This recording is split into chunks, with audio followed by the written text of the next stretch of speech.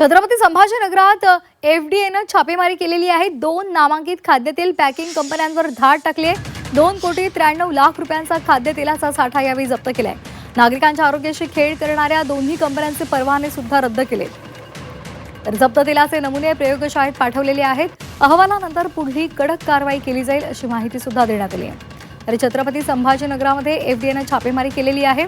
विशाल या संदर्भात आपल्याला अधिकची माहिती देत आहेत। विशाल, 2 नामांकित खाद्यतेलाच्या पॅकिंग कंपन्यांवर एफडीएनं धाड टाकलेली आहे। काय नेमकं त्यांच्या हाती लागले?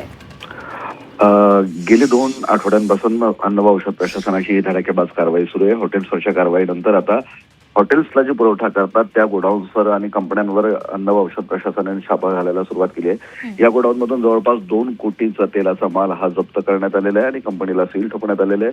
परिसरामध्ये पूर्णतः अस्वच्छता होती। पॅकिंग करण्यासाठी जे डबे वापरले जातात ते गंजलेले असल्याचं एफडीएच्या लक्षात आलं आणि सोबतच मालाचा पुरवठा करताना कुठलीही स्वच्छता पाळल्या जात नाही। तेल जिथं साठवलं जातं ते सुद्धा टँक पूर्ण खराब असल्याचे एफडीए पथकाला आढळून आलं। त्यानुसार आता सील करून कारवाई करण्यात आलेली आहे। तेलाच्या दर्जाचा आता अभ्यास करण्यात येणार आहे, अहवाल तपासण्यात येणार आहे आणि त्यानंतर यापेक्षा पुढील कडक कारवाई करण्यात येईल असं एफडीए प्रशासनानं कळवलंय। जी धन्यवाद विशाल दिलेल्या माहितीसाठी। तर 2 नामांकित खाद्य तेलाच्या पॅकिंगच्या कंपन्यांवर हा छापा टाकण्यात आलेला आहे आणि यावेळी खाद्यतेलाचा साठा जप्त केलेला आहे। 2,93,00,000 रुपयांचा खाद्यतेलाचा हा साठा आहे।